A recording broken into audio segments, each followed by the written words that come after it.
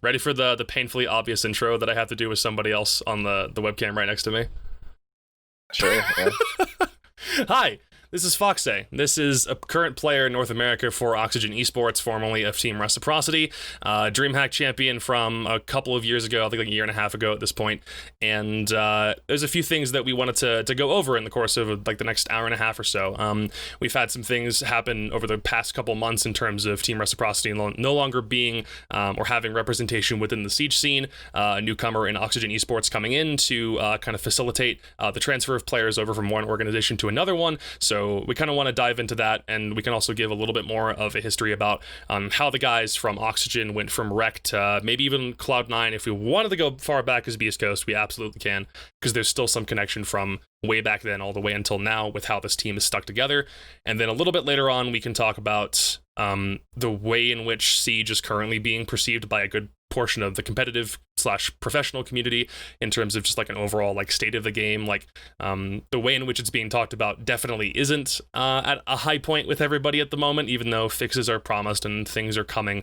But there's still a general attitude that we can dive into. And because I'm not a comp player, and probably never will be because I'm a hard stuck gold 1 plat 3, anything that you can provide on that kind of stuff would be cool. But did Bio just die in the back?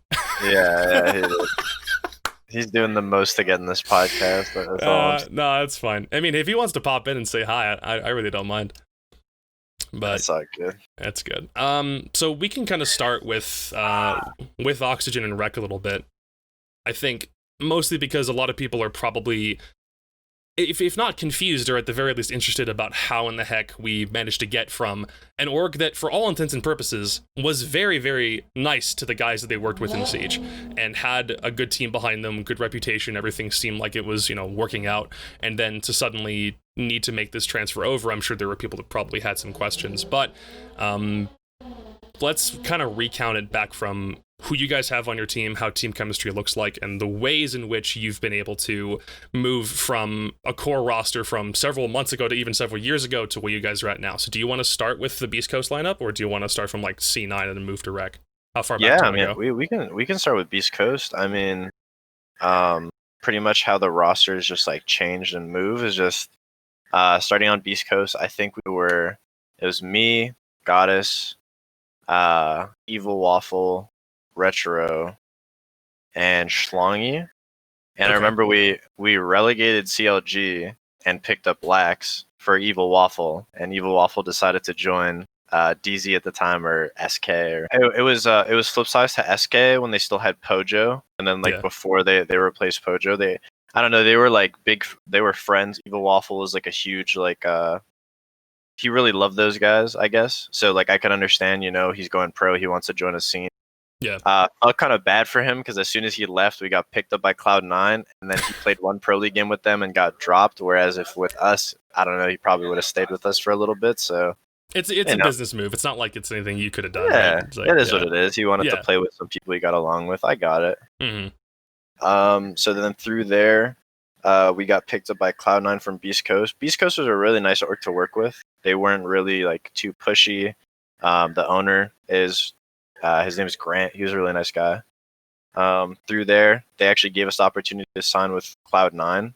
I don't know what the agreement was, but they kind of like they were very open to just like letting us go to Cloud9 and giving us that opportunity. Yeah. Through that, we ended up replacing Schlongy with Mark, which started becoming, actually like a good team. Now we had 4 of like the core rec that we had. Yeah. And yeah, through that time, there was just a lot of stuff going on in the internals of the team. Excuse me. We were having a lot of like a identity crisis, I want to say. Half of the team was playing super aggressive with like me, Lax, and Mark, and then the other half of the team was, super laid back and passive with Goddess and Retro. So there was a little bit of a hindrance when we would try to make a play and try to work on strategies, or just pretty much in general how he played. So we knew that if we made a certain change with getting Skies, that we would be a lot more of an aggressive team that we wanted to be, and a lot more fluid. So we just decided to take that leap. It may or may not have costed our org, but Yeah, it is what it is, and I don't blame C9 for, I guess, feeling like a risk in our team, especially with, we're not shy personalities. So, Yeah. if stuff goes on Twitter, we're very vocal, we're always tweeting. So it's just like, I understand they maybe didn't want to take, there was no, risk to win kind of factor. They didn't know if we were going to be good. They didn't know if we were going to be bad. And just, so I understand, I don't feel ill-willed towards Cloud9 or anything like that. Sure, yeah. It was kind of, unfortunate for them because as soon as they sold us to Reciprocity, we kind of went undefeated in their house. So while we were still in LA, so Oh no. yeah, a little bit of Sweet. karma. Hey, we That could is have what done it this if you wanted to stick with us, right? Yeah. I feel that. It is what it is. I mean, I still loved working for Cloud9. I loved a lot of the people that I had the chance and opportunity to work with. So, Yeah. but yeah, from there we were able to join with Rec. Rec seemed like really motivated at the time to kind of get their name out there. They wanted to really give us everything. They wanted to be known for just, treating their players properly. And yeah, like we heard about how their COD guys were getting treated. So we just thought it would be like, a good deal to, I guess, work with them. And they've been like really open, and they always kind of like took our opinions into consideration. They always wanted to know like if we were happy and things that we wanted to do. They just, considered what we wanted to. Yeah, no, that sounds great. Mm-hmm. And then jumping over until now, I guess after Japan, there was kind of, I think Skies really wanted to like win a tournament for North America, and Japan was like a really good chance for us to do so. We almost like beat Navi, Mhm. and there was just a lot of issues, I guess, holding us back. And again, like, I love Skies, so I don't feel badly that he just, wanted to try something new. We were a team together.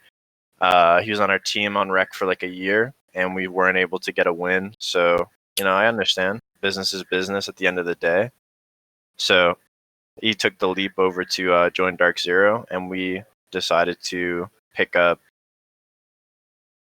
I mean, so this is where the part gets interesting, because at the time, there was, the whole like rogue thing going on.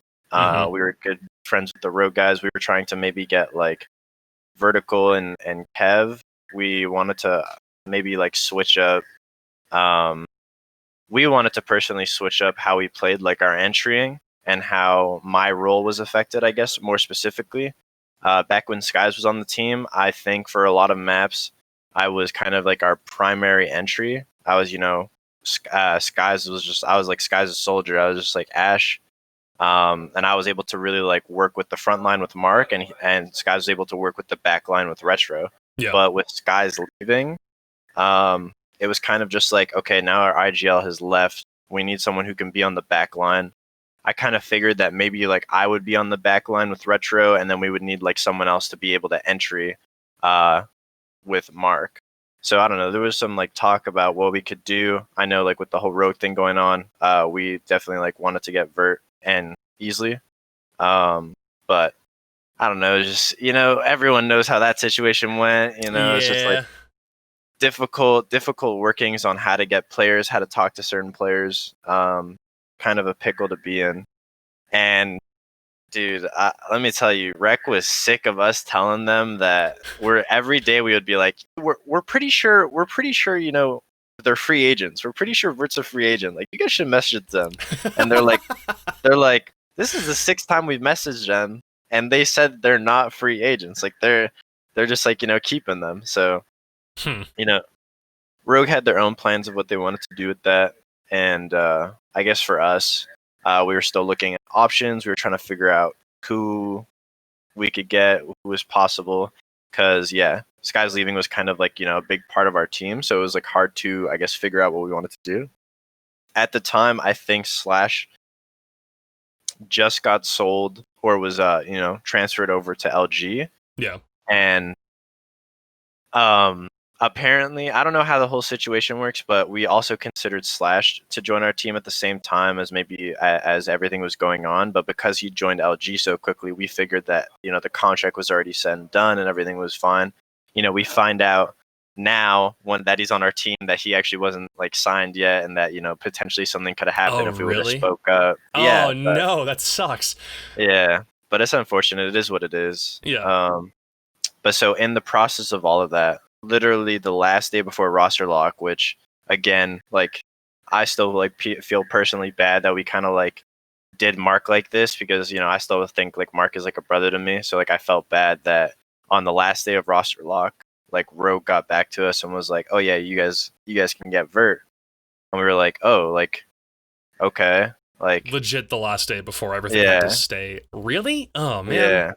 So like at that point you would want to make a call like really quick if you have someone that you can grab that Yeah. you're already thinking about doing. It's like do it because you have the opportunity like right in front of your face, so it would be kind of stupid to not do it. It's like so like before that happened with the Skies transfer, it was kind of like I don't want to say it was preemptive and we didn't have a say over it, which I mean we didn't really have a say over what was going on. Skies was very determined on joining just fine. But in the process of that, our management team kind of just like made a trade, I guess, because they thought that we were in a pickle. So they were like, just came to us out of nowhere and they were like, "Oh, like we traded Skies, and we got you guys Knicks," and we're like, "Oh, like okay, like Knicks is an entry, like we need an entry, like it makes sense," but there was really no. At the time, it's not like we were like, no, we can't do that. It was just like, like, okay, Knicks is young, he's got potential, like, we can work with it. We didn't really, it was kind of just like, here you go, this is what you get. So we were like, okay, we're going to do what we can as best as we can with Knicks. And that was like we thought that was the only roster change we were making. And then that's when like the last day, Rogue was like, "Oh yeah, you guys can get Vert." And then we had to literally that day tell Mark like, "Yo, so this is tough, but we got Vert, can't miss up on this, so it is what it is." You made a business call, right? As much as I'm sure it sucks, because you guys had been, I mean, you won DreamHack Montreal like 2018 with Mark on the roster back when you were still C9, so you have a lot of longevity with him. I'm sure it did suck, like down to the core, especially being in a super close-knit environment. You've won something together, and at the very last second say, "Well, we're doing this."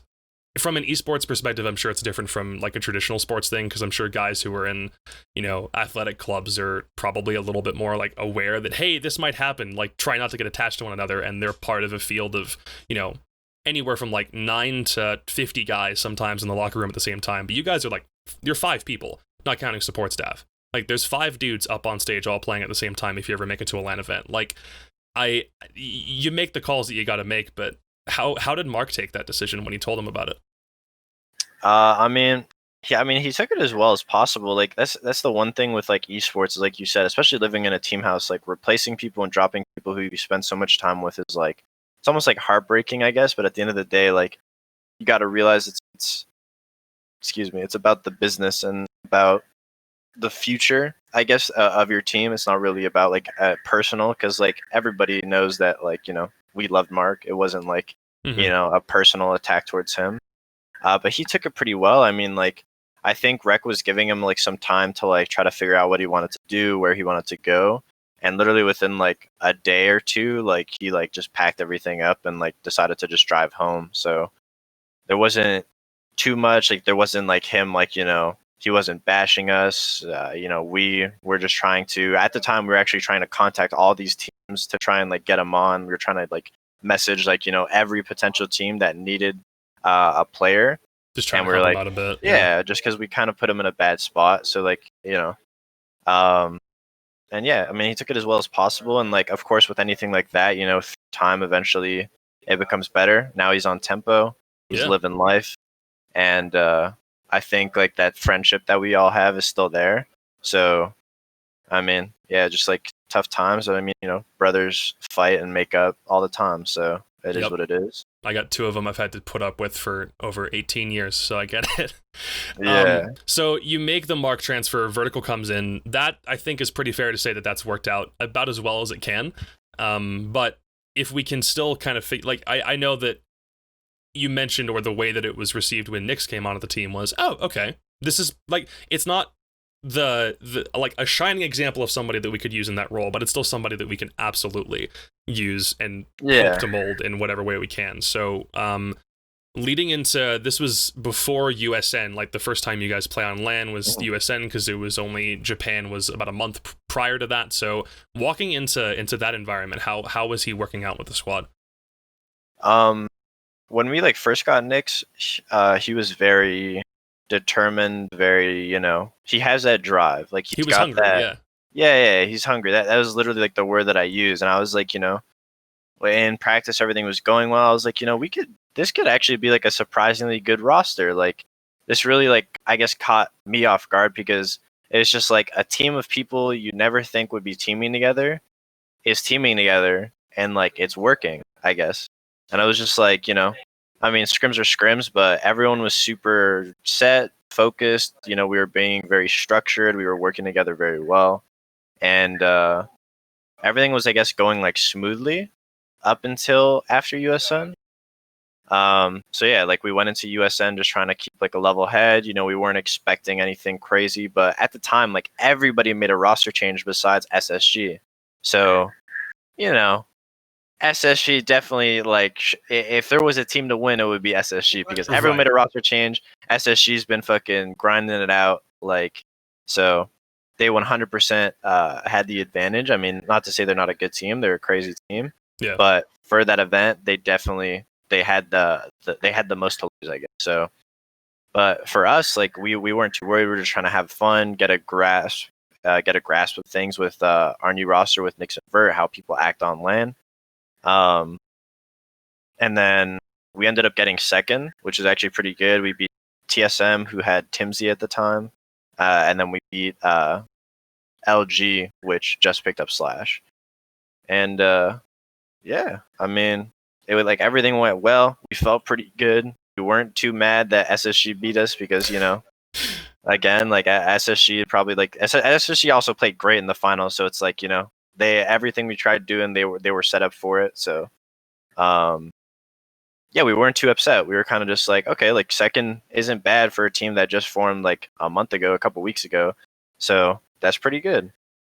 I keep on I bring up the term for USN. I know it applies to 2019 because of how like weird the rosters were at that point. It can probably apply to 2018, but I'd have to look at it again in terms of whether a roster move was made very close to the event. I called USN 2019 a glorified scrim because of all of those changes, and it was like, well, we can all play offline. We're playing stage matches. It's not something that, if we take it seriously, people can use this as a measure for performance, but because everyone has made a change, it might not be taken super seriously. And I've asked a couple people about whether it was, if they wanted to, go there to win. You obviously don't want to go to something to lose, but you don't have to go 110% on something that you've played a 9-month season for. You've had problems with the format. Was that something that you guys were prioritizing? Like, you want to win, but you weren't necessarily too broken up about it. You got a second place finish, right? So it wasn't the worst thing in the world for you too. Absolutely. I mean, of course, like everyone wants to win an event. We went in expecting.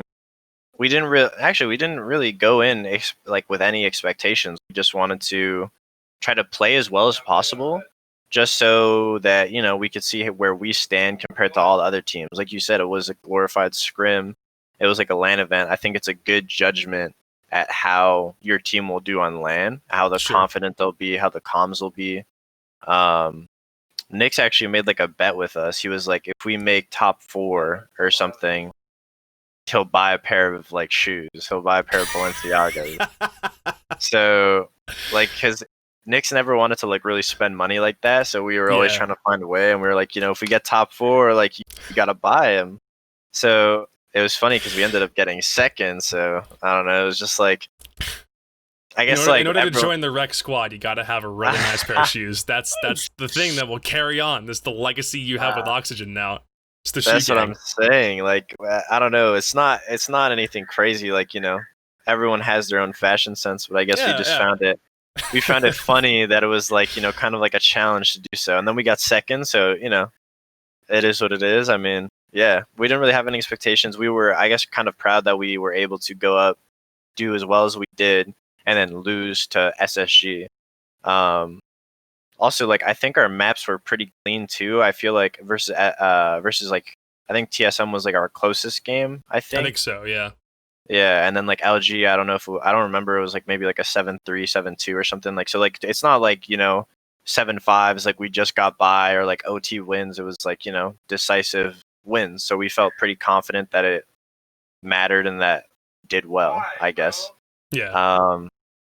Yeah, so I guess where the turmoil kind of started was after USN, when Pro League started. Again, we were doing everything that we've been doing, and very quickly, Nyx wanted to kind of be more of like a leader in our team rather than just like the follower that he kind of was on D, where he was like the entry or the soldier. Yeah.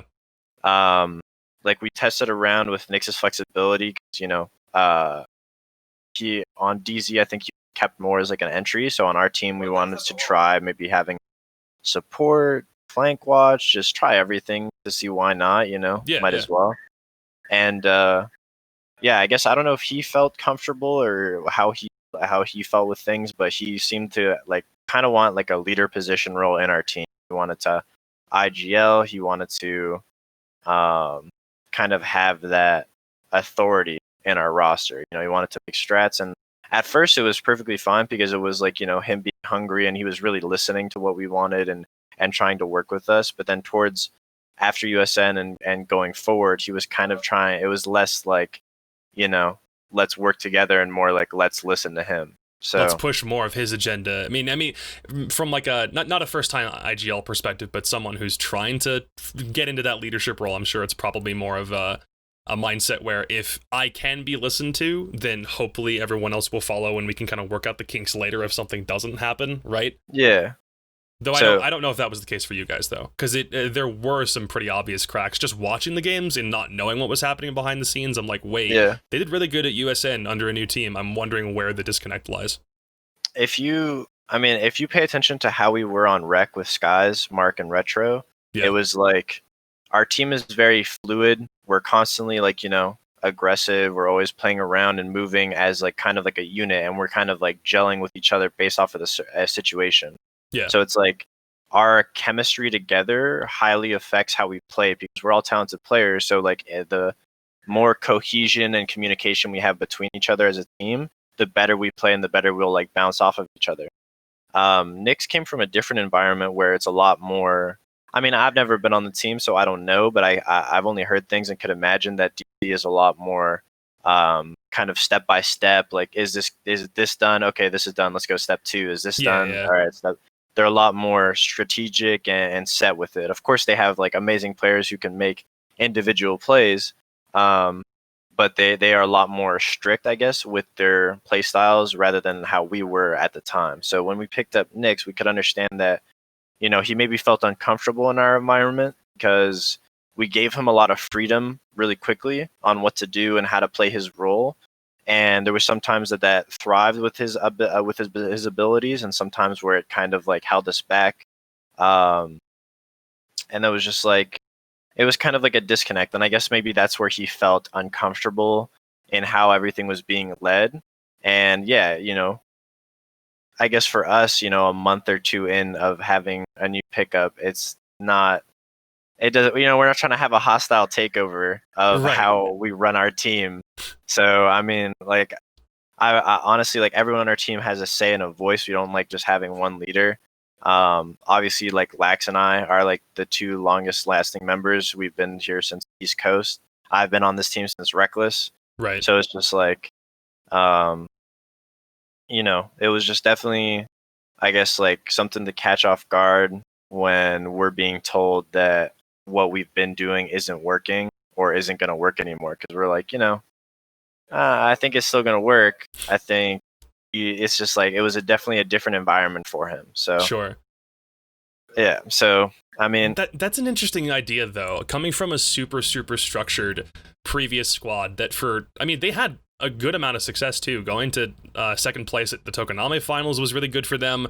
I think, if anything, I was probably surprised that they opted to make that switch. And not saying bringing in Skies to Dark Zero was a bad call for them, but I thought Dark Zero definitely weren't going to maybe mess with the formula. Because if they made second place, there's no saying that like Na'Vi could have won on a fluke. Like if they had played better on that one day, then they could have won the whole tournament, right?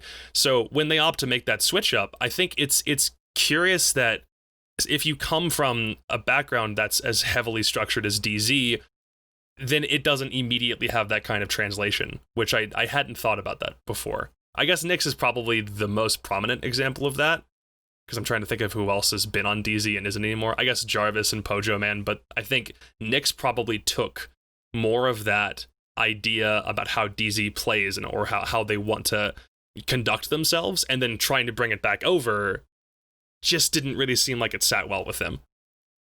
Yeah, I think at least like Nyx, like that joining his first pro league team.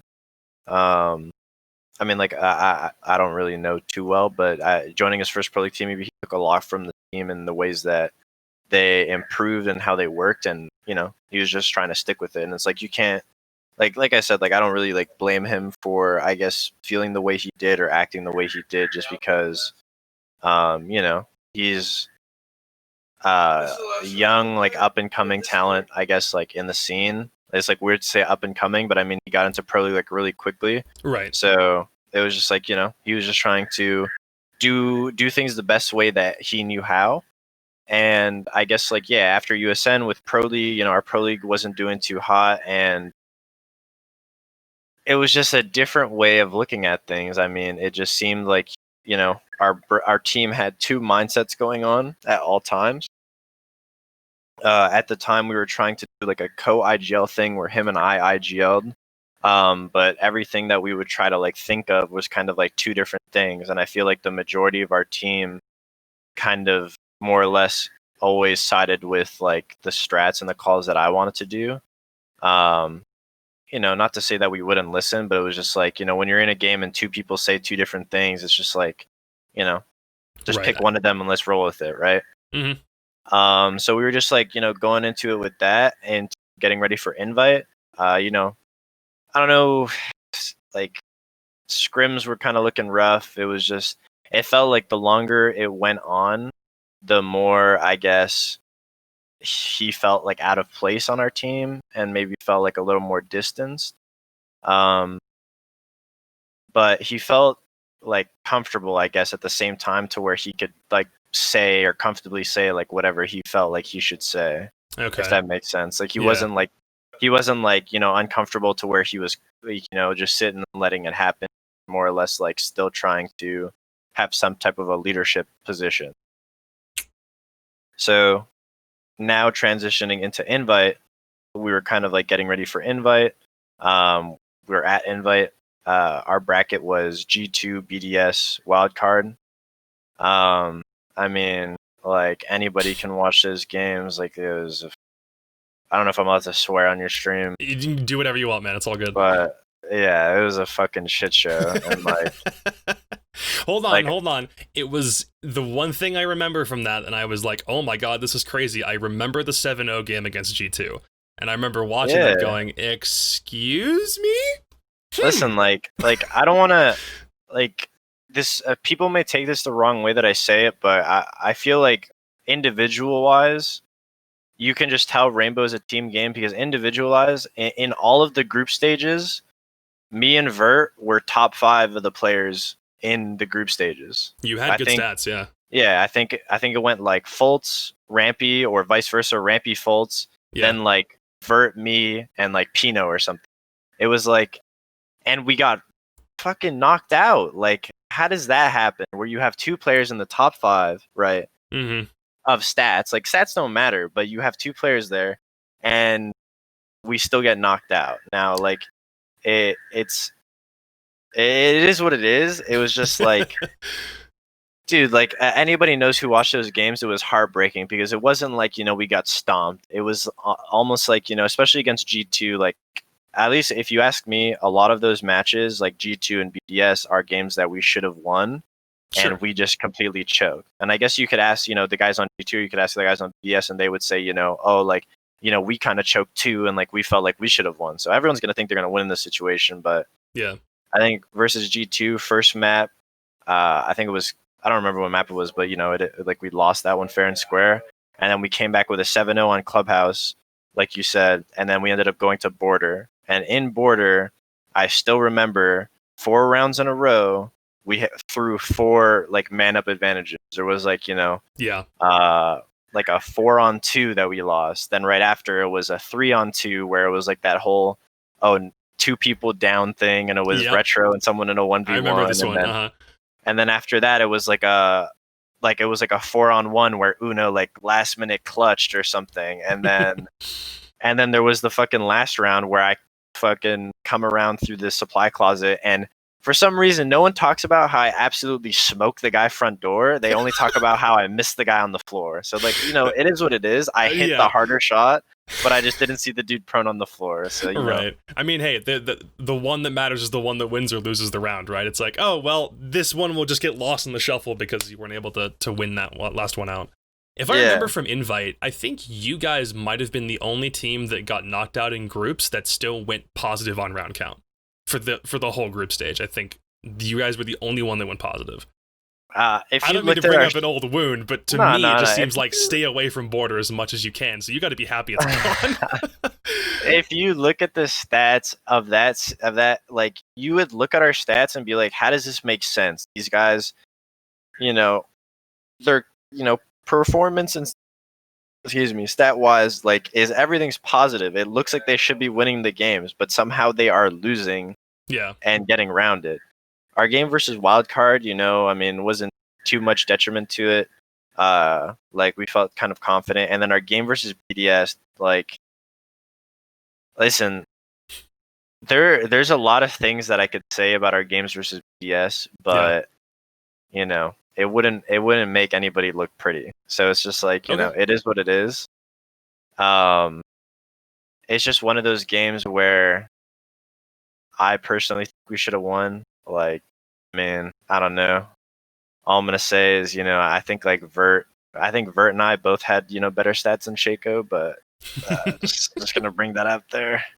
Was it not to pry too deep if you don't want to talk too much about it, but do you think that was a situation where you think you could have won based on how you got, like, was it an individual performance thing? Was it I think if we had felt confident behind the scenes, the way you were talking to one another? Like there's obviously some place where you feel like you could have done it, but where did you fall short?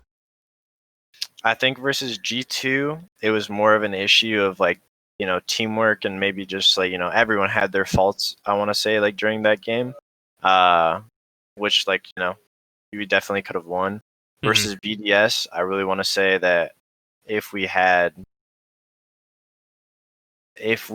like almost anybody else in a certain situation, then we would have won. Okay. I can take a hint there if you need me to.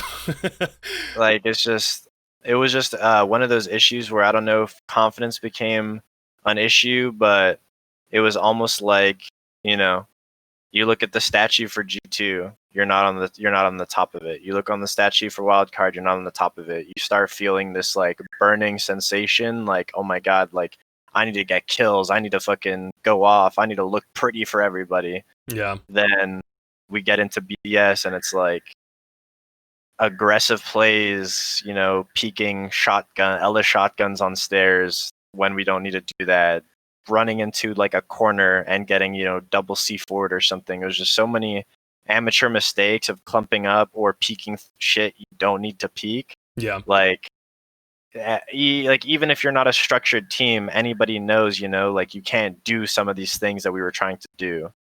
So it is what it is. We ended up losing to BDS. They played very well with like their denial with their echo drones and stuff like that. And That last I clip mean, of the one yokai is unfortunately going to live in infamy for the next couple months. yeah, that was fucking tragic because I don't know if anybody was paying attention, but I got a 4K that round, Yeah, you did, yeah. and I'm It was a like, good clip, and then it ends so horrifically.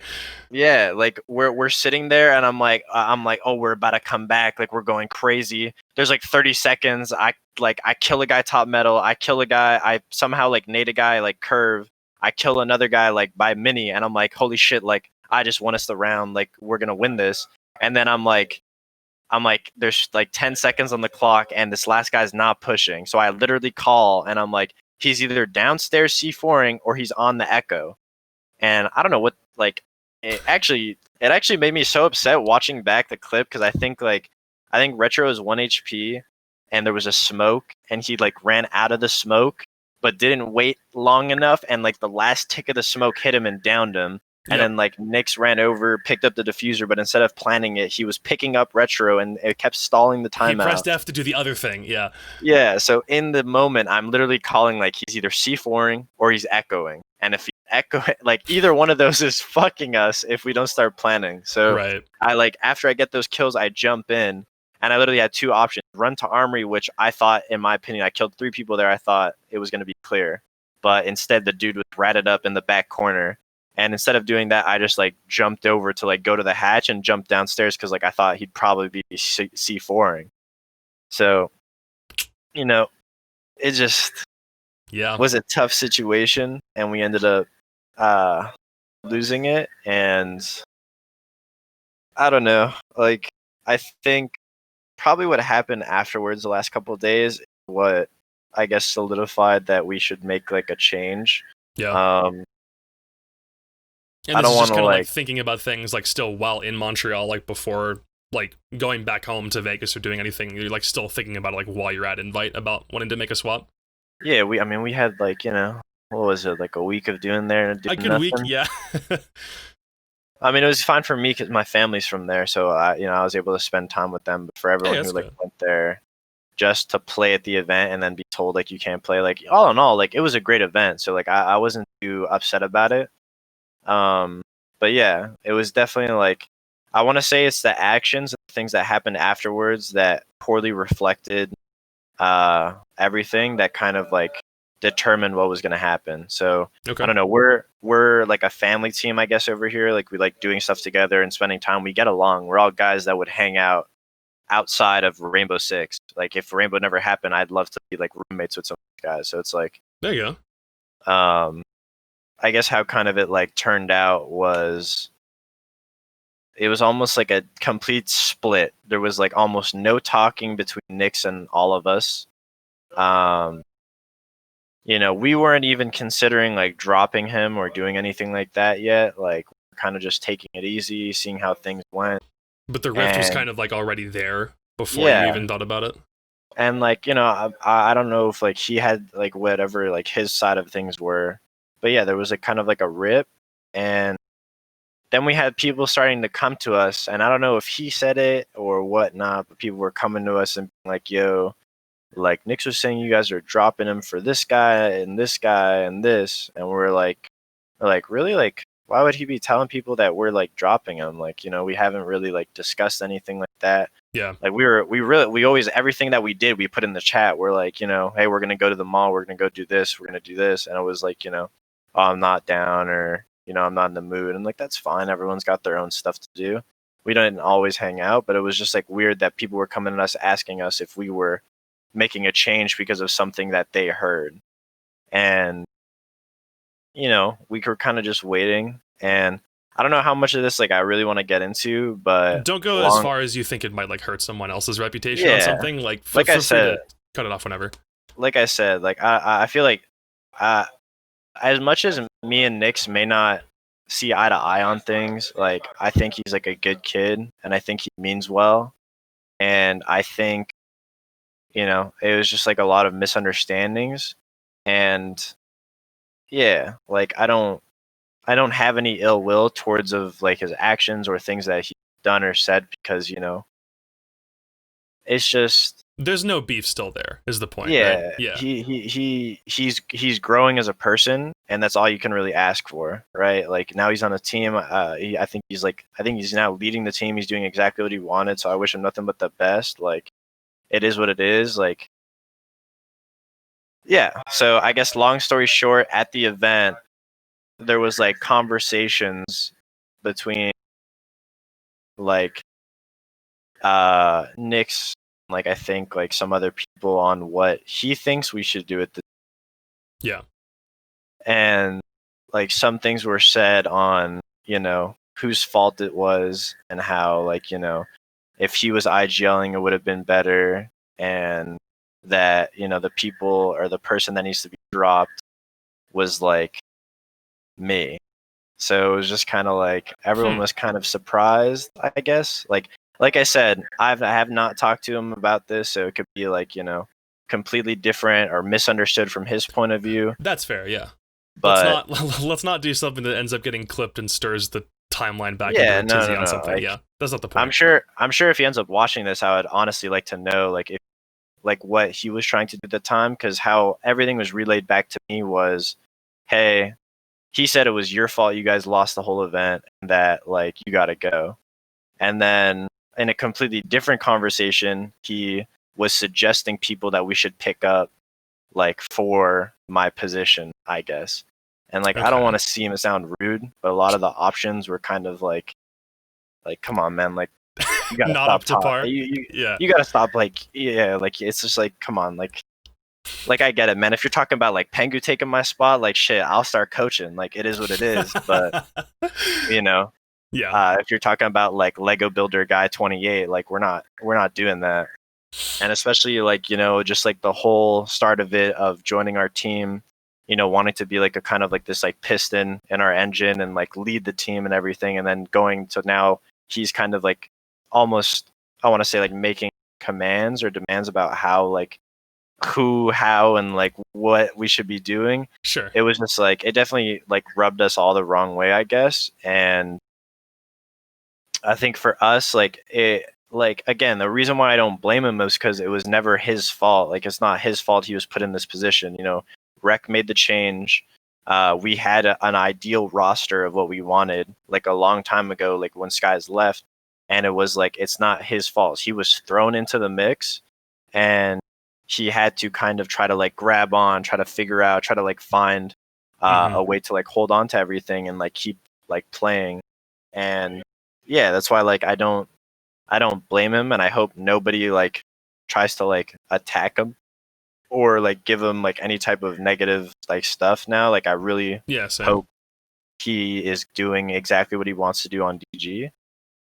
And he's also got Retro with him too on DG, so like like I hope he's doing something right, because I love Retro, and I hope they're doing well.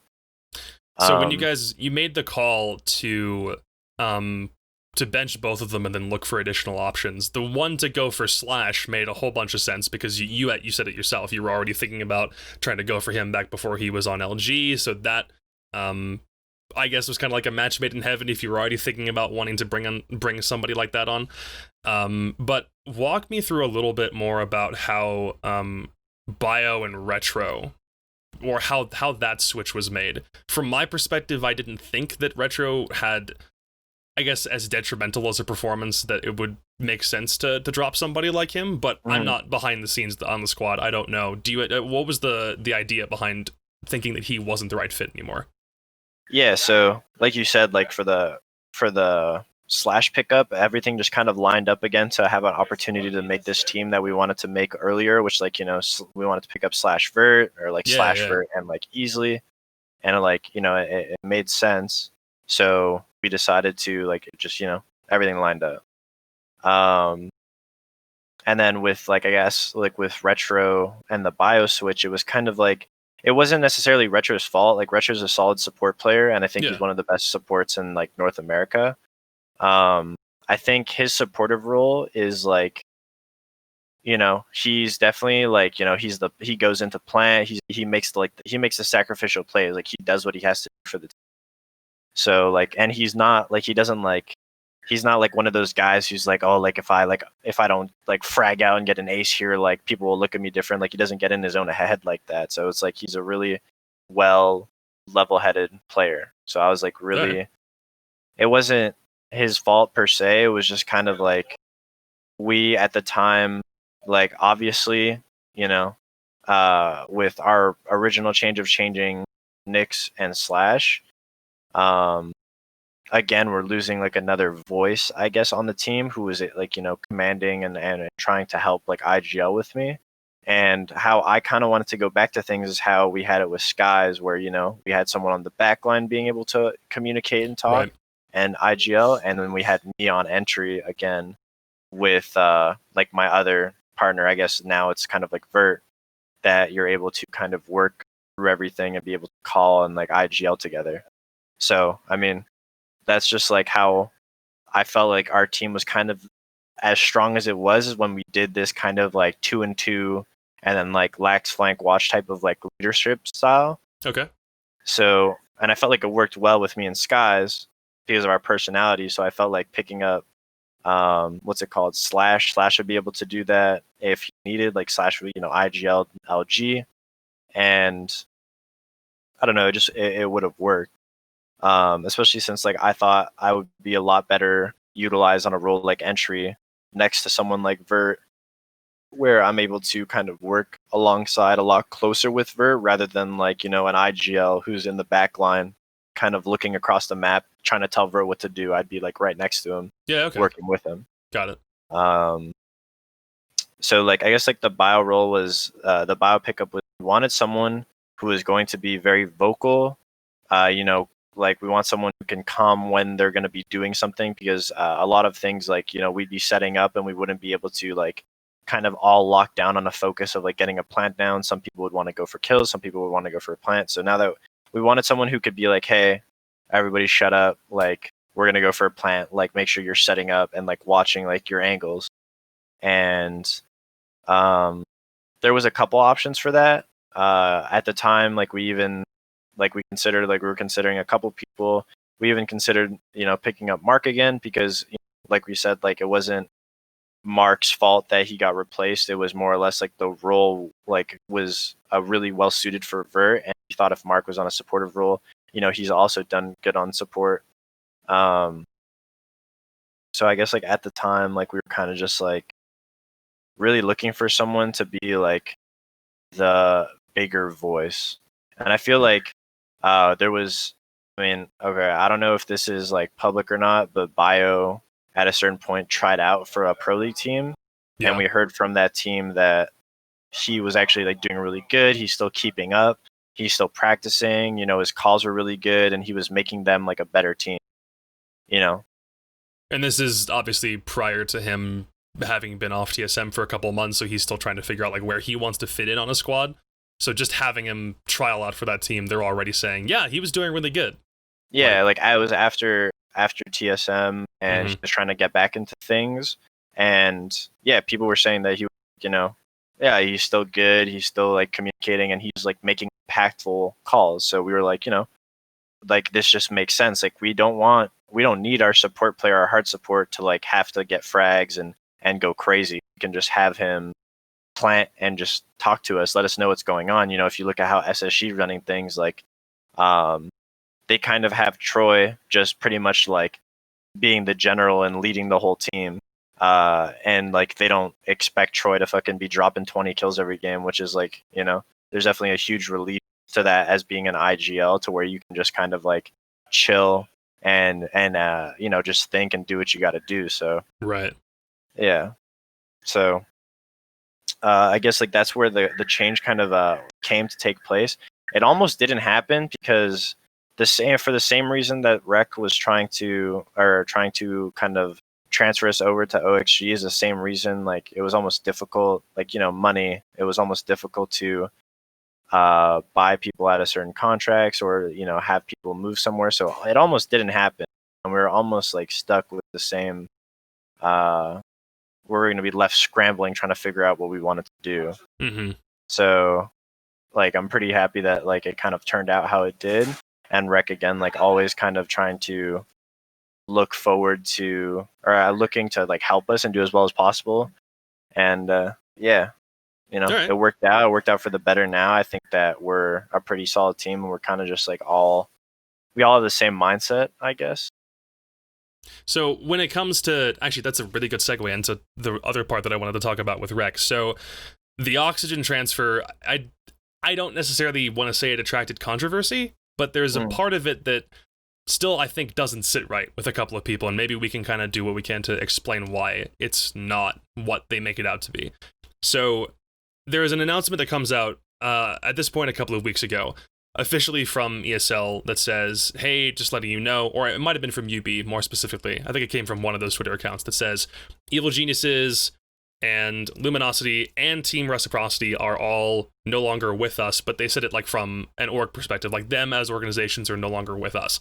And everyone takes that and goes, well, okay, we've been hearing things about EG and LG for a little while, but why, like, when in the heck did Rec kind of get roped into this? And everyone goes, oh, well, so with the way that the Las Vegas Land League is going to work out, everyone needs to have org representation, otherwise you don't have the ability to participate, because we want everyone to be on a level playing field. We want to make sure you don't have to worry about, you know, your housing and all the back-end work. You guys can just go do your jobs and play. And I, like, from my perspective, I get why UB wants that, but there's a lot of people going, well, EG and LG, the players lose their spots, but Rec is still given a chance to find an org in the absence of Rec being able to continue themselves. So everyone's like, why are they getting a chance, but these guys still not? I don't know if there's anything you can shed on kind of how you were reacting to that on the inside, but yeah, it worked out for the better, because you have a team now, and you're still in the scene, for better or for worse. Yeah. Obviously, what happened to the player spots is definitely like a tragedy. Right. Like I spoke out about it as much as possible, and I know a lot of people were kind of like afraid to speak out about it just because, you know, nobody wants to end up losing their spot. Right. And I think like the big thing is just like, you know, honestly, when people use that argument, like, oh, why did like Rec get a second chance and like these guys didn't? I thought it was kind of like, I don't know, it's kind of a, I don't want to use the word like stupid to use that argument, but it's stupid because obviously, like, I don't know, LG and EG wanted to leave the scene for a while. Like it wasn't like, oh, like Land League, like I'm gonna leave. It was like they wanted, like, maybe like the Land League at first they heard about it, whatever it was, like they just didn't want to be a part of the scene anymore, I guess. Yeah, and, no, they had reasons for wanting out of the broad ecosystem. Yeah. I think we all kind of knew that. I think most people were like, wait, we're doing it now? Yeah, you guys want to have a whole conversation while I'm in the middle of this, or what? Come on, Gabe. Jeez, bro. Like, I know you want to be in the camera frame, like, jeez. He literally walked in just so he could be in the camera. Like, he's never stood there ever. He literally got in. Yeah, he just had to talk to Bio right now, though. Sigh. I'm thinking Slash also came through too, so we're just waiting on one more player in the full squad showing up in the interview. Good lord. What's it called? Anyway, I mean, like, yeah, so the thing with Rec was, I don't know what it had to do with, you know, pilot program, fucking this, fucking that. I know that Rec had no intentions of backing out of the scene, and Rec wanted to fully have a rainbow team for as long as possible and completely, you know, go into this. Yeah. Unfortunately, in like, you know, when the whole pandemic and everything happened, a lot of their stocks and things that they had invested in kind of like, I guess, you know, went down. So to save a lot of their assets, they decided to kind of, take a step back and reassess what they want to do with the Reciprocity brand. So it was almost instantly they were like, okay, well, we're just shutting down everything because we don't have the funds to keep this going. Right. So I'm assuming UB looked at that and was like, okay, well, you know, that's like, you know, you guys were committed to us, and like now you guys got, you know, tough times, so it's like we can't, you know, it's not like, I don't know, just it's hard to explain, but it's just like, you know, they were committed to Ubisoft and they wanted to go this long route, and because of what happened with the whole pandemic, it is unfortunate that it happened. And that's literally the term of, like, you know, shit happening. Like that's Hmm. like it happened, and now they can't be committed to Ubisoft anymore. So I guess because of that commitment or something, maybe Ubisoft gave them a little more leeway into like, you know, finding the team a home, or finding us a place, or letting Rec try to figure out what they want to do. Um, and like as much shit as people give Ubisoft, like I feel like people should also give like criticism to LG and EG, because like I feel like if LG and EG for a long time was like, hey, we're trying to leave the scene, then they should be out here looking for a different org. Whereas Rec was like, oh, we lost money, can't pay the team. All right, boom, like we have like meetings set up. We're gonna be finding you guys like a new home like within like the week. So I don't know, like I don't know, it just makes sense to me that Rec was committed to it, they wanted to do it, and they just last minute like shit hit the fan. Yeah. Whereas LG and EG, they didn't want to commit. They didn't want to get into it. They didn't want to do this. They were trying to pull out. So now they're using this kind of thing as like a cover up or excuse to pull away from the team, and then blaming Ubisoft for the heat, so that, you know, they don't look like they're getting the heat on them. Again, Right. the players should never be affected by this. I like that's the one thing that I always stand for, is that, like, you know, whoever to blame, whatever, the players, it's not the players' fault, and it shouldn't, the players fucking, they should be playing the spot. Like that's like that's the robbery right here. Hmm. But saying like, oh, which org is at fault or who is at fault, like I think that's just petty. And then saying like, oh, like, yeah, like me and Lax literally got like tweets to us like, oh, why is Fox and Lax still in Pro League, and I don't get to watch my boy fucking. I saw some of those too. Yeah. Like it's like listen, man, like shut up. Like I don't know, like I play the game, and the other players that got shafted play the game.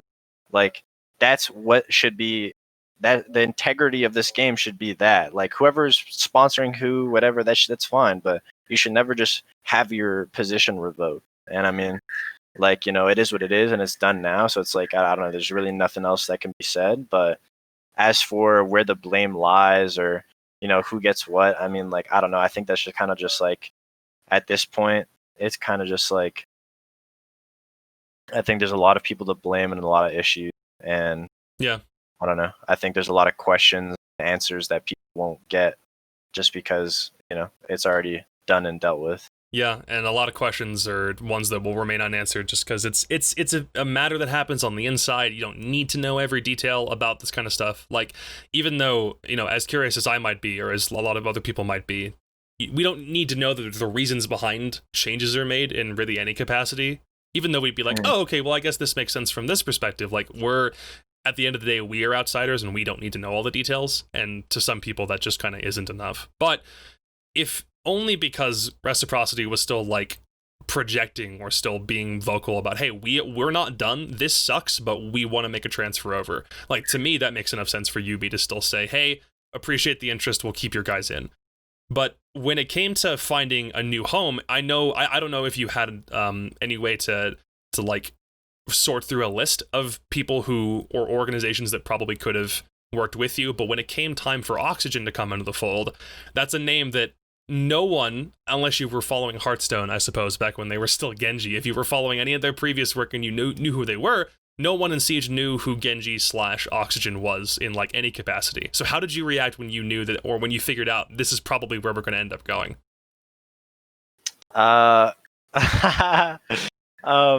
Before I say anything, I would just like to say how happy and thankful that we are that we got Oxygen Gaming.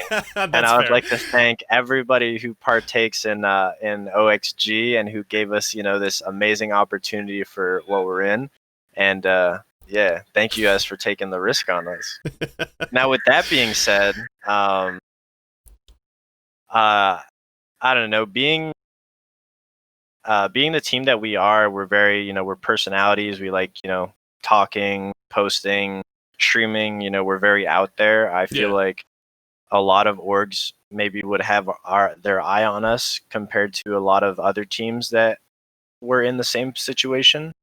Not just because we're a good team, but because we bring a lot more to the table with personalities and content.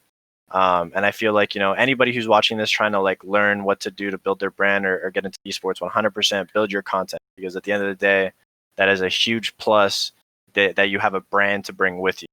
So, yeah, so we were kind of confused. Like, we had people from Europe, we like not people like orgs, we had like pro players or friends from different regions messaging us like, oh, we heard you got this org, we heard you got that. Like, and so in the moment, we weren't really told too much. I think Rec was being very low key with us about what was going on. They asked for our opinions on which orgs we would like to be a part of and who we should think that they should contact. But for the most part, they never told us any potential people or orgs, and they never told us like anything until like it was dead said and done. And I guess that's maybe, legal reasons to keep us, I don't know, not get our hopes up for certain things, not get our hopes down. Right. Really only tell you until you like need to know, I guess. Yeah. Yeah. It was kind of a tease because we had some like big notariable people like follow us on Twitter, and we're like, oh my god, like is this what I think it means? Like, I know, like, for one, I absolutely, like, we got to give so much love to the community. Like, I know a lot of people were adding orgs, a lot of people were 100% just spamming Nate Shot and 100 Thieves. I was on the train too, dude. Yeah, everybody was fucking spamming that shit, and that shit was like, I don't know, that shit like looked very nice, but yeah, I mean, we didn't really know what was going on or where we were going, and then we had a meeting with Chad, who's the owner or CEO, or I don't know the official title, but of Rec. Was kind of telling us like, we found a potential buyer, and excuse me, I don't know why I have the like hiccups, but it's all the spicy food you ate last night. That's what you said. Yeah, you're right. Yeah. He's like, we have a potential buyer. We're going to talk to them. We're going to maybe be sending you guys and the Rocket League team over. It's kind of like it's a big thing, so we'll let you know. And he wasn't allowed to tell us, but we were able to weasel our way into knowing the first letter of the org and like, a little bit. So we kind of tried doing our own research, and he was like, I think he told us, he was like, I don't know if it was like a New York based org, or he said something, and we were like, oh, it's Gen G? Like, we thought it was Gen G, so we're like, oh, Gen G? And through time, we're like, oh, no, it's not Gen G. Genji. It's this other one. It's the one that's actually the name of an Overwatch character. Yeah. So, like, through that, that's when, like, we started getting more formalized with OXG and, like, the partners and everything, and they were saying that they're going to be rebranding, they're going to be doing a lot more, and, like, I guess at first, like, when you're joining an org that's starting up to build, you kind of don't know what to expect, just because, you don't know what their plan is. You don't know. All you know is their logo. And I think like that's why a lot of people, were like out here on Twitter, like, saying this and that about the logo. People were turned off. But if that's the only thing that you have to work off for like a new org's identity, and everyone's like, well, we don't know these guys.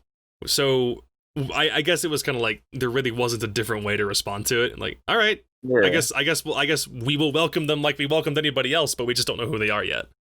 Exactly. So I feel like that's why a lot of people like were a lot more like critical, but we got the chance to talk to them. Everyone on OXG that we've talked to, all management wise, they've seemed very kind and open. They actually like care. They care about our opinion about what we think about almost everything. Where they're going, with their plans, what they want to look like, what their brand is, like everything. And especially now in this transition of us trying to find like a home. They're like being very like transparent. They're like asking us to find places that we'd want to live. Like they're really open and hyped about like working with us. So it feels that That's great. It doesn't feel like we're in an org where they own us and we are like their little soldiers. It's like it feels like they see us as equals and we have like an opinion, and of course, they're the org, and at the end of the day, they're going to do what's best for them. Right. But they actually truly seem to care about our well-being, how we That's awesome. are. So, yeah. So they seem pretty good. I know just bashing on somebody just for, like, the way that they... just from a logo appearance, I want to hope that most of that was just ironic, just because it's a new thing. We're not quite sure how to react to this. But at the end of the day, if you guys found a place that works for you, you're comfortable that the people and the support staff and everyone behind the scenes is someone you can, talk to, work with, collaborate on. Because at the end of the day, that's what you're doing. You're working with them, they work with you. It's a collaboration between both sides. And at the end of the day, if you're able to make an event and you're rocking their jersey, then hopefully both of you on both sides are happy with the end result. So if that's what it comes down to, I don't want to bash an org. I'm not trying to make enemies on the internet out here. I swear to God, I'm not. But if that's where it went, then that's honestly great. I know we're going to be talking to some guys behind the scenes at Oxygen ourselves in a little bit. Preview for later content. But if you sold them pretty darn well, so even though you might have been contractually obligated to do so based on the disclaimer you had to give before, I get it. No, just I want everyone to know that like just because like we were given like I know like a lot of people were kind of like upset or just underwhelmed because they were like expecting something crazy or something out there, and it's just like at the end of the day, like yeah, those are nice, but I feel like there's very few tier 1 orgs that will treat you as well as OXG has treated us and not make you feel like you are just like a little pawn and that they're making money off you and using you. OXG seems like they're actually really trying to build something with us. So yeah, I think that's like the intentions is what matters, I guess. Yeah, I hear it. No, that's great, man. And hopefully y'all are able to rep them at a LAN hopefully pretty darn soon. I mean, you're going to be doing it with the league anyway, but not until you hit a major is it really going to settle in. It's like, oh, this isn't Orange anymore. This is green. This is cool. So have they sent you guys merch yet, by the way?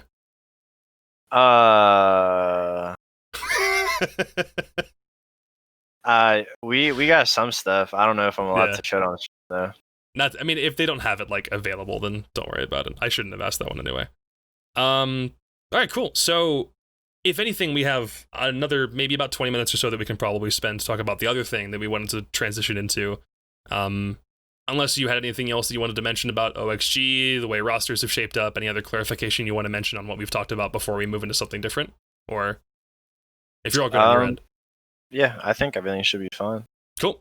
So a lot of talk recently, for obvious reasons, about why the state of Siege at the moment doesn't exactly make it a very, I guess, fun or appealing battleground to still play in. I know a lot of the reasons why people got into, any competitive game is because they found it fun enough, they got good at it, and now a lot of them are at a point where they can still play the game without complaining about a whole bunch of underlying problems. But there's been a few reactions to how everything is shaped up, from a side that really only plays ranked or maybe lower tier comp, to the way that professionals have talked about the way that the game is, how it feels to play, the gadget meta that we've been talking about for the past, 4 or 5 months, I think, at this point, and just trying to figure out how to adapt to that sort of thing.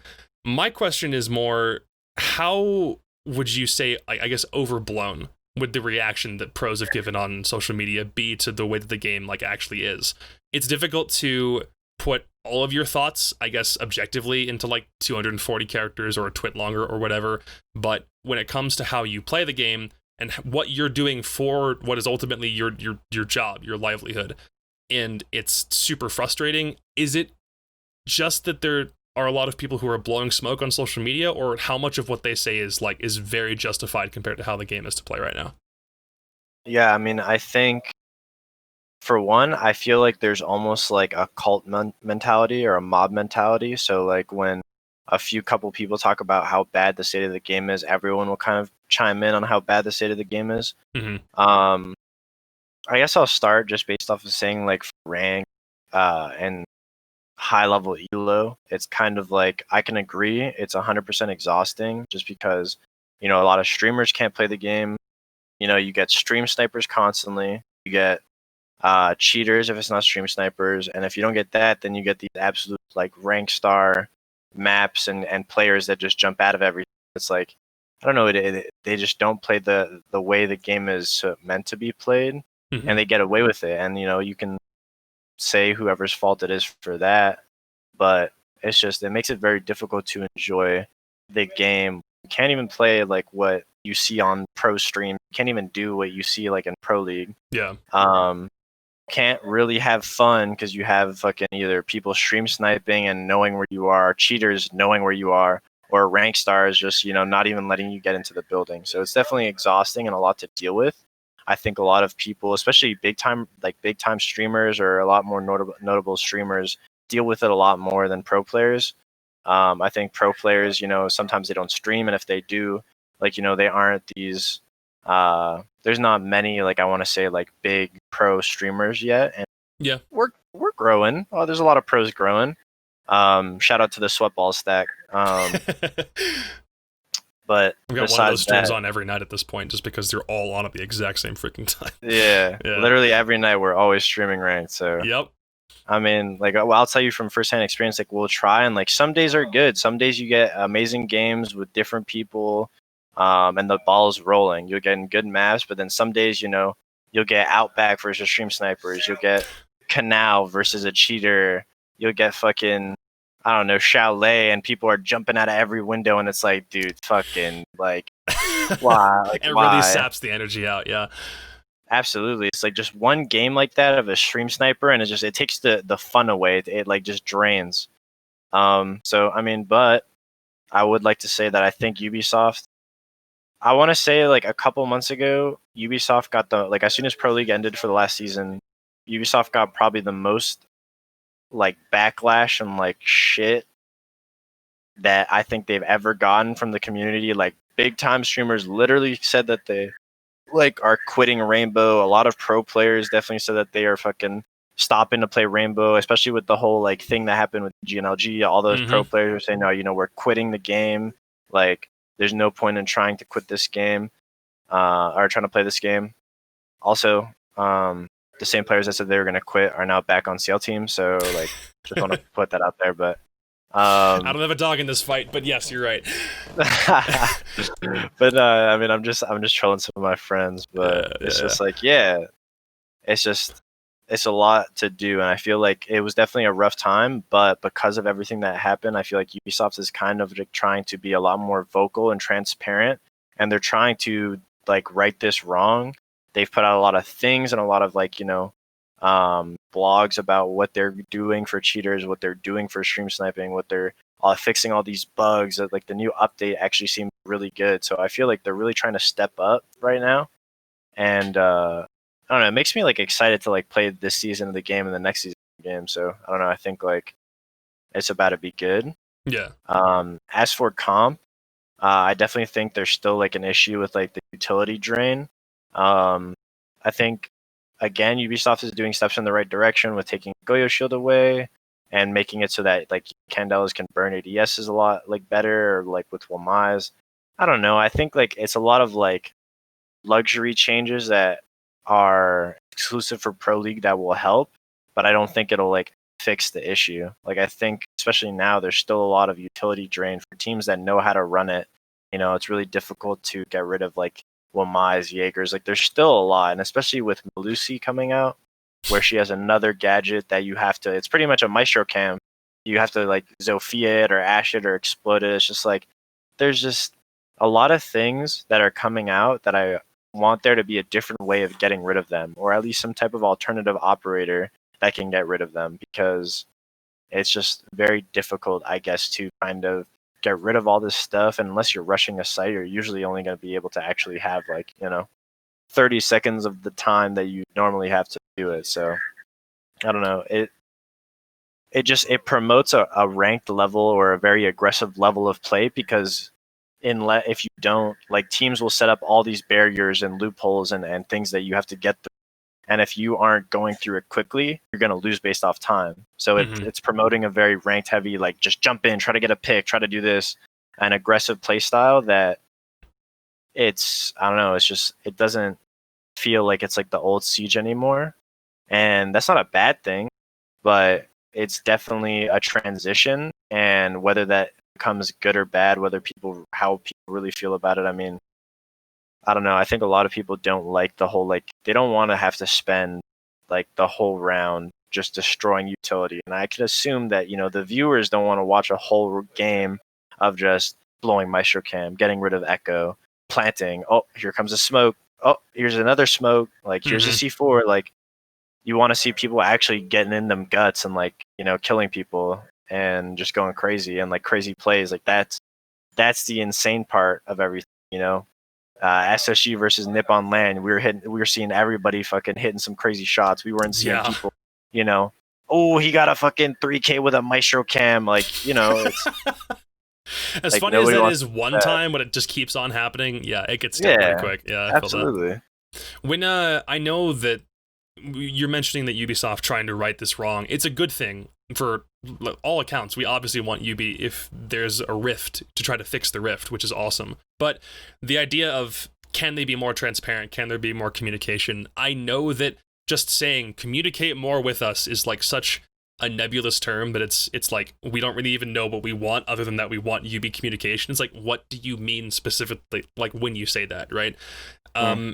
When it comes to what they tell you guys as pro players, is there anything else that you get like before the community gets news or information about something, or are you kind of in the dark as much as we are until like an announcement drops about something that's about to happen, like to the game, if it's a balancing sense or a competitive sense, anything like that? Unless it's like rumors, which most of the time you never know if they're true or not. We like, I don't know. I mean, maybe some people, maybe I'm just different, but I feel like for the most part we are the same as like the regular, just like everyday players. Like we find out when the patch drops, we like read when the patch notes drop. I mean, I feel like there's very rare occasions where we'll know what's happening. I know there's certain situations like, you know, with what's it called, play tests and stuff like that, where you're actually testing next seasons or future seasons, but a lot of them are unoptimized, and it's just, you know, they're just trying to get the new stuff so that you can see how well the new stuff is. But that's not like, you know, in correlation with old stuff. You don't really see much. You don't get too much. And I haven't gone to a playtest in years, so I don't know. I think we're in the same. We don't really get too much extra info compared to everyone else. And we obviously don't really have like a say. Like if they do a patch, like, oh, we're gonna be like reverting this, we're gonna be changing this, like, are you guys cool with it? Like they don't really like ask that. They kind of just like, Ubisoft is very independent on what they want to do, and like they'll gather feedback obviously, and if there's enough of an uproar, then they'll change something, but for the most part they'll just kind of like do what they got to do. Yeah, they don't really run it by anybody like aside from Ubisoft personnel. So yeah, I think I remember, I don't remember exactly who said this. It might have been Suzaku that mentioned an idea that it stuck with me more than I want to admit any Suzaku tweet has ever stuck with me, because love of God, man. But one thing he said was the way which we've tried to explain problems to Ubisoft before about like being nice about it, being polite, trying to explain things as like, I guess, not unbiased, but as cleanly and as smoothly as we can, doesn't work. So the only way that we can really get Ubi to change anything is by making as much of an uproar as we can, to scream about it until a change is finally made. And to that point's credit, it happened, I think, at the very least with Ying. Getting knocked down one more Candela was absolutely the way to go from every opinion that I've seen online, and there's not really that much of an uproar about it anymore. I mean, I remember when that first happened and casting Challenger League, everyone is banning Ying as soon as, like, the first attack ban is always Ying, and we'd never seen that before because of how crazy it got. But then Ubi takes the change back, they roll back at least one of the things that makes her ridiculous to play against, and everyone seems to have kind of stopped. But that came after everyone was up in arms about why this was a problem. And as much as I hate to admit it, it's kind of true to say if you scream about it enough, then there will probably be a change that comes later. How much truth do you think works with that? You're right. I mean, like, all of the issues that I feel like have been fixed have only been actually solved if, like, the community really just, like, constantly, like, talks about how negative it is. And I don't want it to be that way because it promotes such a negative mindset. Oh, I don't like this, I'm going to go cry about it on Twitter. Oh, I don't like this, I'm going to make a video about how this sucks. Like, I don't feel like that's a healthy ecosystem on improving the game, because you're literally like how many tweets is enough tweets to change something? How many negative comments is enough comments? There is what a if number, it's actually, what if it's actually really good, but everybody and their mom's a fucking Ash main and wants Ash to be a 4-speed, like, you know? So that's why it's like, I feel like some things are definitely a lot stronger. And I feel like Ubisoft kind of tries to have a balance on where they listen to the community, but they also really rely on their data. I feel like Ubisoft really looks at data based to balance and change the game. So I don't know. I mean, I hope everything like. We did this one right after he woke up, by the way. So if he seems tired, it's because he is. What's it called? Like, essentially, yeah. I don't know. I think it promotes like a negative way to kind of give feedback, and I'm sure Ubisoft, like when everyone's giving them a whole lot of crap, especially like if like this Ying debacle, if they're giving them a whole lot of crap for Ying, I'm assuming maybe Ubisoft heard it and also went to go look at their notes and was like, or look at their stats, and they're like, Ying may be a little too strong, and then like removed it. And it's all good with like, I think people don't realize like, or as long as Ubisoft is trying to change like that and adapt, they're not leaving things out too long. I think everyone's afraid of like, the Blackbeard meta or the old meta where they release an operator and then that operator is stuck in the game for like a year. Like that's, I think, what everyone is terrified of. So that's why everyone's so quick to like put them on blast. But if Ubisoft is able to add a Candela, and if everyone hates it within a week, take the Candela out, then I think that's like a positive change and a positive test. And I'm all for doing more tests like that, as long as Ubisoft makes it clear and apparent that they can change things that quick. I think that's one of the best things of a good developer is how quick you handle things. Like if there's a bug that comes out on Monty that makes him fucking shoot through a shield, it shouldn't be in the game for like a year and shouldn't have people complain about it for a year if you can fix it within like a couple weeks and get it done. Yeah, I don't know. I think like little changes like that is what really will make Ubisoft.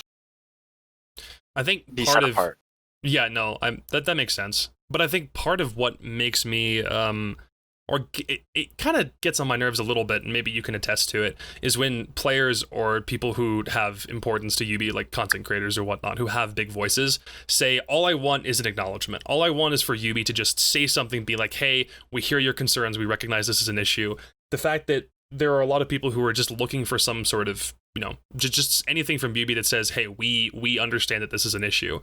When it comes to how they go about acknowledging it, I think to me sometimes they have reasons for like not announcing, hey, this is something we're working on behind the scenes. Like I've had faith, albeit blind faith, for a long time, but they've been working on different solutions toward hacking and whatnot, but they don't want to say anything publicly because that could do something to, like, if only from the hacker situation, get them to either like stop, go into hiding, and then they would have less data that they want to work from to find a way to fix that kind of stuff. So I believe in some cases they have reasons for not speaking up, but from your guys' perspective, for being in the competitive scene and the game is what you do to earn a living, how important is it to you that at the very least they say something about a problem that you raise, even though they might not come up with a fix for a good couple weeks or something after you bring it up?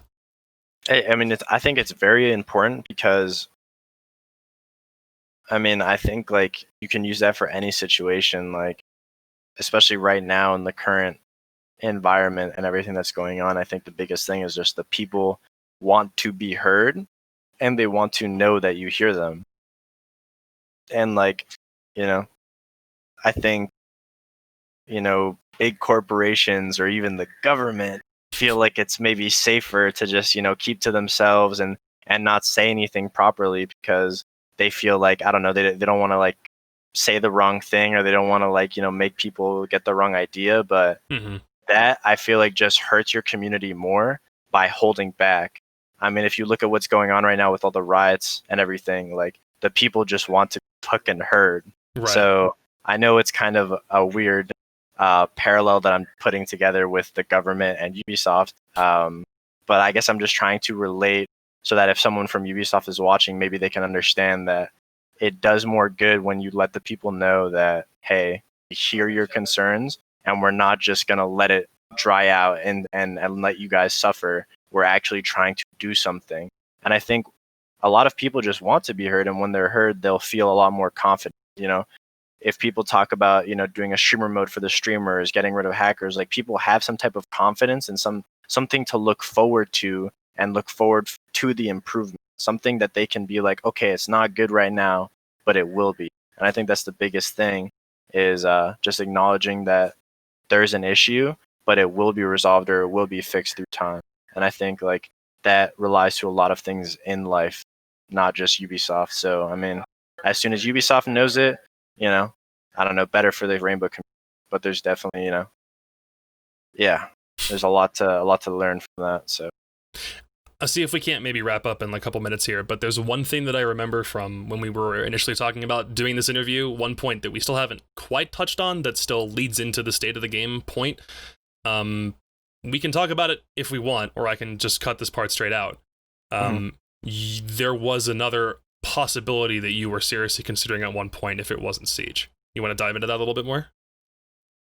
Yeah, why not? Yeah? Fuck All it, right. why not? Go for it. I guess like there was like a period of time where I mean, it's kind of cringy to say this because like I feel like everyone was trying to be a Valorant pro, but before I played Rainbow Six, I played CS:GO for I want to say like 5 years. Okay. Like from like growing up, I just played CS Source a little bit and then CS:GO for a lot of it, and then that's how I switched into Rainbow. But I think I did pretty well as like a 15-year-old kid in CS:GO. So now I still play the game and I still feel like, you know, I still feels like riding a bike. So Yeah. with the release of Valorant, especially right after Rainbow, I took like a little break from playing Rainbow and just focused on Valorant a lot. And I felt like a lot of that kind of like teen angst or teen happiness and stuff like that. And I got to experimenting with it. I ran some scrims. I don't know. I felt like I was getting some notoriety and some traction in the game. Everyone kind of knew me as like everyone would call me like, oh, he's the Rainbow Six guy. Cause like, I feel like there wasn't many Rainbow Six players in North America that was like good in competing at like the Valorant level and like doing scrims like that. Like I was, I scrimmed with Slash and we had like a pickup team. And then through that, I like met more and more people. And yeah, I felt like I was like building kind of like a little, I don't know, like building like a little name for myself in the game. And yeah, like I don't want to like say like too weird or like come off like as I'm grateful for Rainbow, but Rainbow was definitely in a rough spot at the time and everyone's hyping up Valorant, and it was kind of one of those things where it was like, you know, I was definitely considering potentially leaving Rainbow or leaving Siege in the state that it's in to join Valorant. And this can also tie into, you know, Rainbow not acknowledging like their issues and what they can do, because I really felt like Rainbow was just kind of in a hopeless pit right now with cheaters and stream snipers, and that they weren't doing anything. Right. And like it hurt. I didn't want to like just be sitting here trying to cash a paycheck from Rainbow. Like I really want to play a game that I love. And I think that's why a lot of people like, you know, Sinatra and other players have quit the games that they play to play Valorant because they want to play a game that they love. Now, I just want to inform everyone that I'm not quitting. Good to clarify. I definitely was considering it at the time, and I had some like offers to join teams. I scrimmed with like, you know, a couple of these teams, and you know, if the state of Rainbow wasn't getting better, wasn't improving, I might as well have also, you know, quit Rainbow to try and pursue a career in Valorant. And yeah, like I don't know. I really hope like me saying that, like I know I don't have that much of like a say over what goes on, but I like to think I'm like, I don't know. I like to think I'm a part of the community, and that I like to give back as much as possible. And I feel like if, you know, if people who get kicked out of Pro League want to join a different game, like that makes sense. But if you have existing pros trying to like, or like considering leaving, I feel like that's when there needs to be an improvement. So I don't know. I considered it. I felt like Rainbow's in a difficult place, but I don't know. I just feel like now with everything going on that it seems like Rainbow's really trying to be better. So, you know, we can hope. And that's why I've decided that I'm going to be like playing Rainbow. And yeah, I hope if anybody from Ubisoft is reading or listening to this, if anybody from Ubisoft is listening to this, I hope they can take away that, you know, I don't know, like again, like just being heard and like letting the people know what's going on is definitely, it does more than you know. Because for us, we're just sitting here like wondering, and I know for a lot of like other people, like it's not as serious as like, you know, changing careers like it is for me. But it's just like, you know, you don't want people having to make like a hard decision of like giving up a game, playing, you know, having to try something new because the game that they once loved is kind of turning into something that isn't like fun anymore, I guess. But I have Right. hope for Siege, and I think I'll still be around for a long time. So yeah, I just hope Rainbow keeps getting better. You and me and everybody else who's complaining about problems, dude. I hope it does. Please, Yubi, please don't abandon us. We're gonna keep working with you so long as you keep working with us. Promise. That kind of clears up the main stuff, and we're kind of at that hour and a half mark. Anything else you want to throw out there? Just while we're both in the same room, got a platform. It'll go up on YouTube later. Anything else you just want to throw out there? You're really good at these. You're really good at like segueing. I Oh, like it. thanks. That's why I want to do more of them, honestly. Yeah. You're good. Good interview. Thank you, man. What's it called? I mean, besides following me on all my platforms and subscribing to Jacob's channel and everything, and following him on all his platforms, I'd say that I know a couple of people who like watch me on my stream have talked about it, and I just want to say that like we got some stuff cooking up. I got like my charity thing that I've been talking a lot about recently because I think it's going to be starting soon. And then also, what's it called? I know like a couple of us on Oxygen are starting some type of like a esports related podcast soon. So I guess like just stay tuned for that. We're gonna have like more stuff coming out, but yeah, I'm just trying to like build the hype around it right now. So all right. Yeah. So don't release too many details. We'll just keep everyone on the back burner and throw the eyes emoji up until then. Essentially, yeah. Cool. All right, man. That covers all the stuff I wanted to go over. Thanks a lot for hanging out with me for an hour and a half. This was fun. Awesome. Thanks for having me, man. Thank you, dude.